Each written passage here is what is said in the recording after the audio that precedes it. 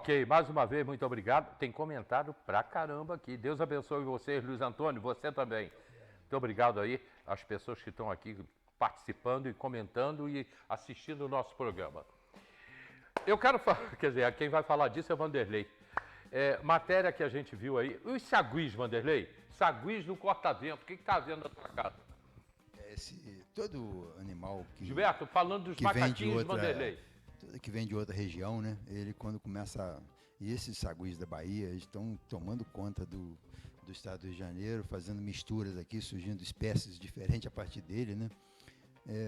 Eram três, já há muito tempo que tem três lá em casa. Tem três adultos. Eu não consigo nem entender que família de três é essa. E às vezes aparece com filhotes, e os filhotes vão formar outras famílias. Mas agora apareceu uns 8 ou 10, eu não sei se eles resolveram fazer um encontro, um encontro anual lá em casa, né? Então eles estão por lá. E eu não tenho o hábito de dar comida para eles assim, em lugares específicos, porque já tem muitas árvores, né?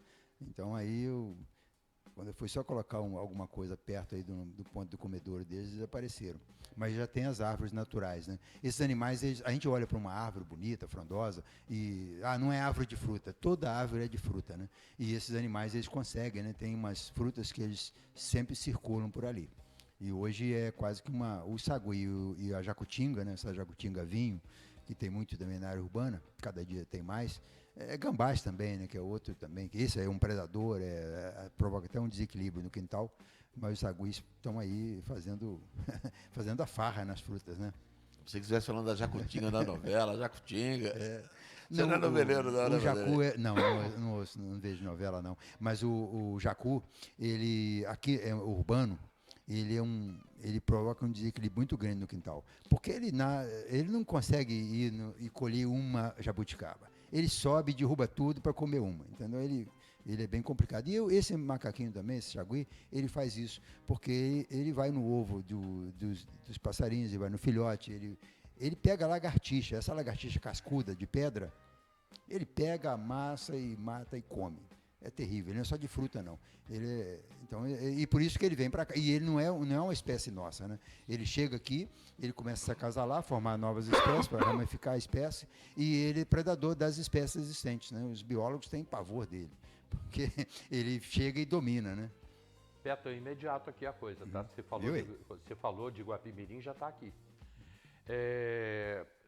Sônia Garcia mandou para mim que Hélio, eu e a dona Romilda Veiga estamos aqui no bairro de São Pedro, assistindo vocês e vendo o doutor Roberto Petro. Um abraço. Dona Romilda Veiga e Sônia Garcia. De Guapimirim. Chegou agora. A gente foi conferir aqui, o cara é de Guapimirim realmente. Vocês vão ter que trabalhar. Júlio Rocha está no encalço de vocês. Teresópolis tem que mudar. Só que é um cidadão de Guapimirim. Olha o perfil, tá deve ser cargo na prefeitura de Guapimirim, né? Eu estou tentando traduzir o que ele escreveu, né? Vão ter que trabalhar. Júlio Rocha está no encalço deles. Teresópolis precisa mudar. Mas a gente foi ver o perfil da pessoa, ele é de Guapimirim, mora em Guapimirim. Na verdade, Hélio, essa eleição... Guapimirim já reagiu o que você falou Essa eleição é uma eleição atípica em Teresópolis, né, porque nós tivemos pela primeira vez uma prefeitura querendo ganhar outra prefeitura. Isso aí é de uma gravidade muito grande. Eu acredito que ao longo do tempo do pós-eleição, a Justiça Eleitoral vai tomar alguma providência, deve haver algum tipo de movimento nesse sentido, porque isso é invasão de território, é invasão de abuso de poder econômico, tudo aconteceu. Basta ver aquele jornal falso que circulou aí no bairro São Pedro nas vésperas da eleição, dizendo que as outras pesquisas eram falsas e que aquela era verdadeira, aquilo influenciou bastante no resultado. Aquilo contrariou, inclusive, as projeções de votação do Tricano e do Léo no bairro São Pedro. Eles tinham uma projeção maior lá e, no final, as pessoas se influenciaram com aquelas notícias de jornal e você vai ver quem está distribuindo. O jornal é do pai de uma funcionária da prefeitura, de um cargo comissionado com alto valor em salário na prefeitura de Guapimirim. As meninas eram de Guapimirim e dizem que eram ligadas à prefeitura, à administração, sei lá se era servidor, ou se era cargo, ou se era pote lá. Ou seja, isso aí é absurdo demais, porque essa invasão de território, ela provoca desequilíbrio.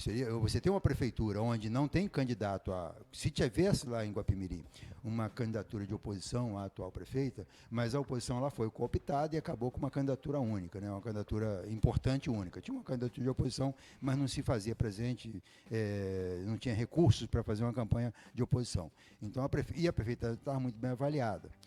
Então, fica fácil fazer uma reeleição. Aí você tem uma estrutura dupla, né? Você tem o perfil fake, que tem duas funções. Posta contra o adversário da prefeitura e da outra prefeitura de Teresópolis. Isso aí é abuso de poder econômico, isso vai ser configurado. O crime eleitoral que foi cometido no bairro São Pedro, na véspera da eleição, isso vai ter que ter uma punição severa, né? Então, essa aventura do senhor Júlio Rocha na cidade de Teresópolis, nesse ano de 2024, vai custar caro para ele se a justiça se fizer. Porque isso aí não existe. Tá? Uma pessoa, pela primeira vez, uma pessoa que nasceu aqui, 40 anos atrás, volta à cidade para ser candidato a prefeito dela e vota a primeira vez nessa cidade. Isso aí o eleitor não pode... Isso não passou impune pelo eleitor, porque o eleitor não foi esclarecido no período eleitoral. Mas, ao longo do tempo, isso vai ter o resultado que se espera, né, de que se faça justiça para essa aventura na Serra dos Órgãos do povo de Guapimirim. Você viu no dia que ele fez aquela caminhada, né, os ônibus, né? Sábado, os ônibus, né, várias vans paradas no Carregadas e um monte de ônibus parado aqui no Vila Nova, de onde saiu a passeada. Eu entendo o seguinte: não importa se o cara nasceu em Teresópolis ou não, para ele poder ser candidato a prefeito, não é essa a nossa questão. Tem que ter ligação com a Mas cidade. a mentira é que pega, a mentira é que pesa. E a falta de envolvimento político com a cidade. O envolvimento político que ele teve com a cidade foi em cooptar, né, de pegar pessoas para botar no partido para ser candidato. Na eleição anterior ele fez a mesma coisa, só que ele não era daqui. Ele tentou buscar, né, um grupo aqui que o apoiasse na candidatura de deputado. Essas pessoas têm responsabilidade no processo eleitoral. Elas têm responsabilidade perante a população. Então, ou seja, uma coisa é... Eu admiro muito a coligação do Leonardo, com aqueles 5 partidos dele, onde não teve um candidato que traiu a candidatura. Foi para dentro, buscou o seu resultado e buscou o resultado da chapa. A mesma coisa aconteceu na chapa dos 2 partidos do Tricano, onde apenas um elemento saiu de consenso, de acordo buscou outra candidatura. Lá no início, quando a previsão do candidato para onde ele foi, era de 2%, 3% dos votos. Ou seja, então não vejo nenhum problema nisso. Agora, essa vergonha que aconteceu na semana da eleição, de partidos se venderem a outro candidato, porque o partido manteve a nominata, pagou as custas, se envolveu até a semana da eleição. Aí a liderança desse partido vai com todos os seus candidatos, arranca todos os adesivos do carro e coloca de um outro candidato. Isso aí é inominável na política, não tem como você definir isso. E aí a gente pode dar nomes. Aconteceu isso no partido do Maurício Lopes, né, que era um candidato que tinha uma relação muito forte com o prefeito, com esse atual prefeito, e na semana da eleição ele vai para outro candidato que nem é o candidato do prefeito, supostamente o candidato do prefeito, que era o Alex. Né. Esse tipo de procedimento na política não se admite, porque o homem tem que ser homem. Entendeu? Você faz um acordo, mesmo que seja um mau acordo, você tem que cumprir. Se você vai na convenção, a convenção decide, esse partido vai caminhar com esse candidato. Se você não concorda com isso, diz, não coloco o meu nome nesse partido, que eu não concordo, eu não gosto desse candidato.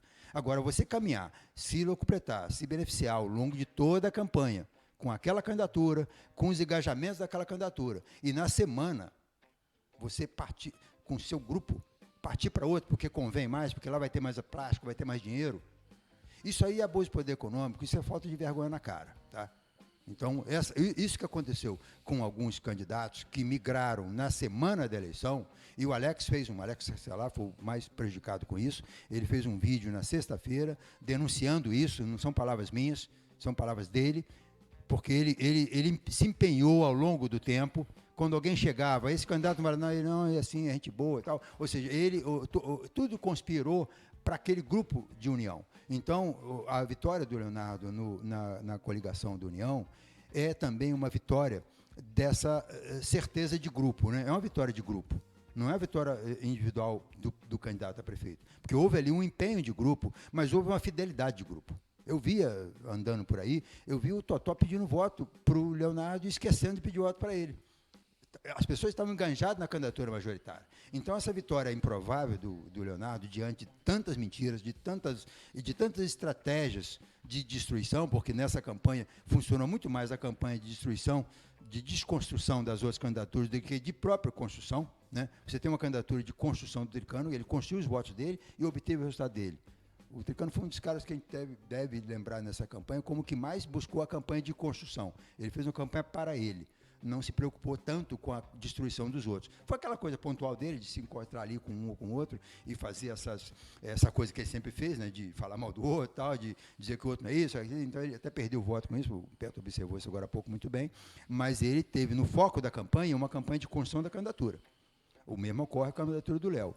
Pior ainda, porque ele tinha que se desfazer o que vinha de destruir para ele. Mas teve candidatos que focou apenas na destruição do outro. É assim que você explica um candidato desconhecido que faz voto a ponto de disputar a eleição e que quase ganha a eleição. Ou seja, essas campanhas de desconstrução são muito ruins, porque elas desconstroem o próprio modelo político. Né? Você, do nada, na semana da eleição, você arrumar 30, 40 candidatos que estavam trilhando com outros candidatos e sabe-se lá por quanto de dinheiro esses candidatos mudaram de lado. Isso aí é uma coisa que faz a gente pensar sobre a idoneidade dessas pessoas que fizeram isso. Nada contra aqueles que lá atrás, 3 meses atrás, nas convenções, decidiram trilhar com um candidato desconhecido. Justifica-se. Escolheram ficar candidato lá, construíram aquele resultado inicial, mas esses que foram para a campanha merecem a revolta do modelo político e merecem ser lembrados pelo eleitor como traidores, porque foram traidores. Né? A convenção é para você decidir. Esse partido, todos os candidatos caminham com esse candidato a prefeito. Não, e a gente viu, até eu entrei num grupo, agora eu vi até um dos candidatos falando que não ganhou a eleição, recebeu uma ligação do governador, né? O Gustavo Simas, vou dar um nome que agora não acabou a eleição, não tem problema de citar. Que ele não traiu ninguém, ele simplesmente atendeu um pedido do governador que ligou para ele e do presidente do partido dele, que é o Áureo, que ligou para ele dizendo, a partir de hoje tem que apoiar o candidato lá de Iguape. Eu acho até estranho, porque o governador ligar para um candidato a vereador, ele está com um tempo para fazer isso, né? Não tem problema nenhum. Não tem problema nenhum no Estado. E aí eu questiono a participação ou não do governo municipal.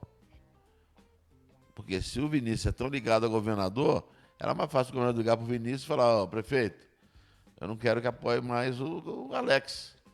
Eu quero que passe o apoio para o candidato de Iguape.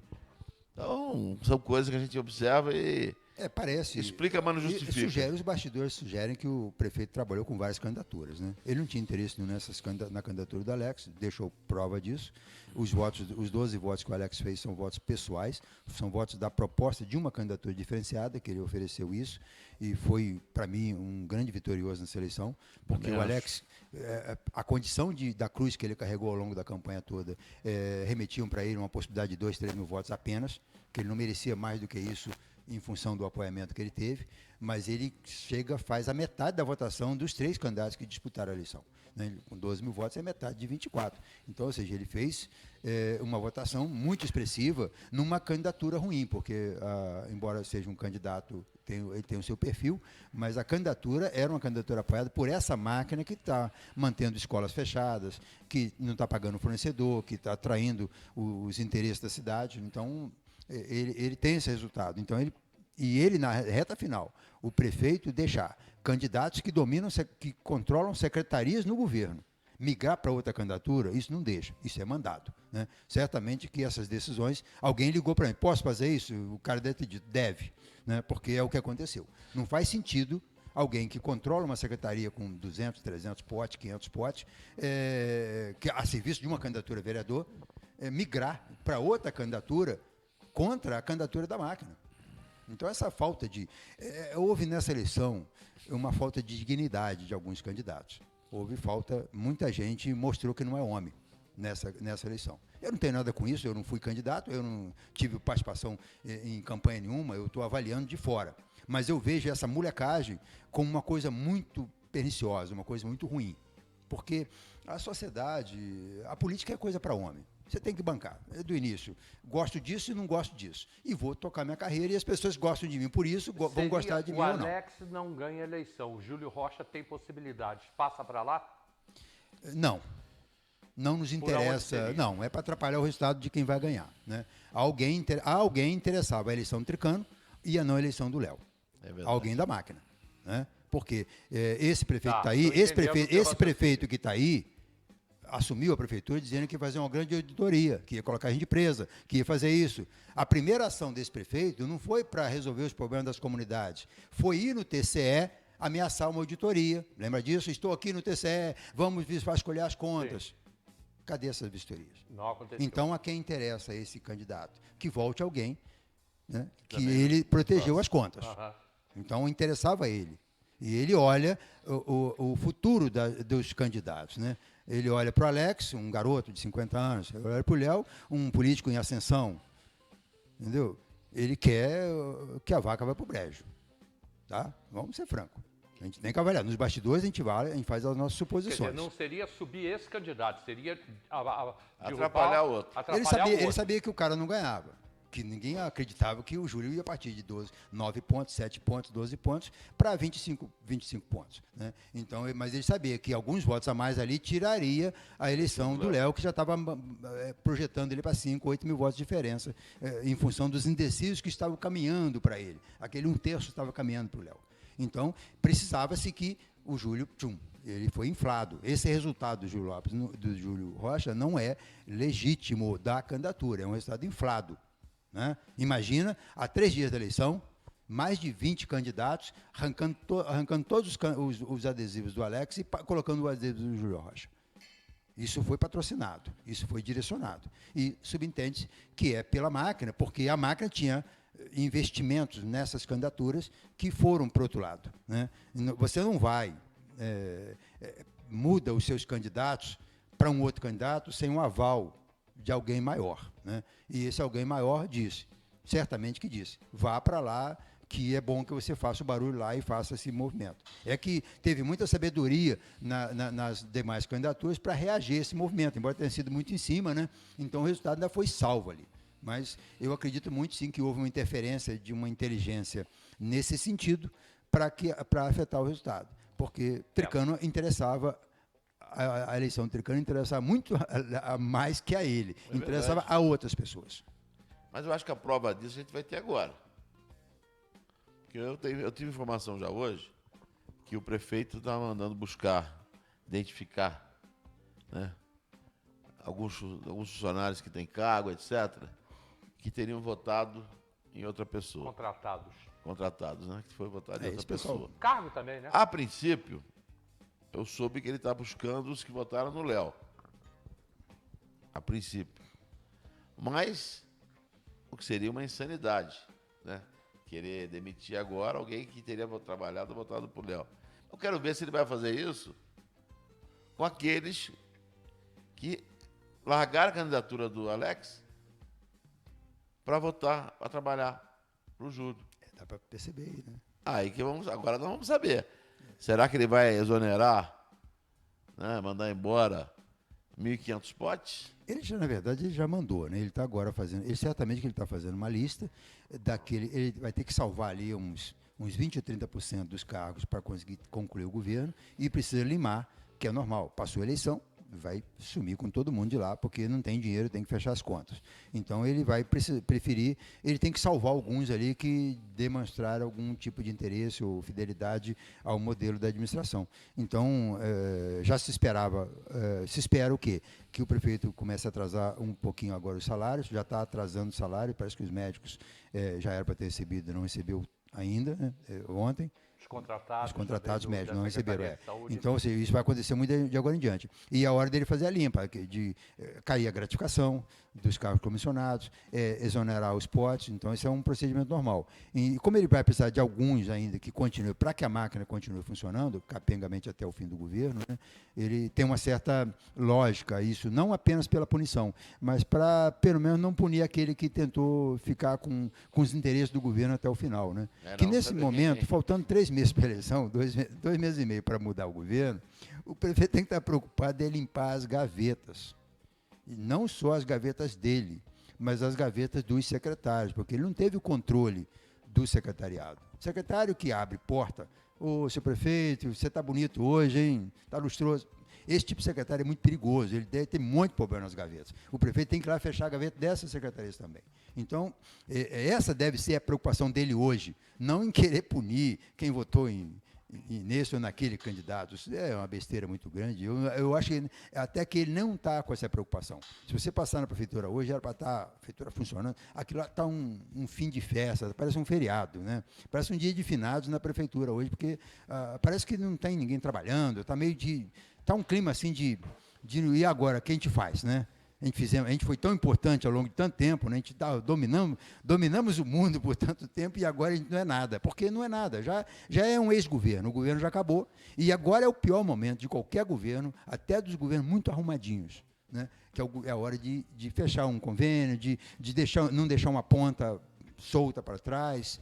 E o que deve mais ter nesse governo complicado é ponta solta. Inclusive, uma coisa até para ver como vai ser o procedimento do novo prefeito com relação a isso, porque se ele se ficar muito em querer investigar o que aconteceu, talvez esteja melhor nem mexer muito nisso não, porque gasta-se muita energia com isso, né?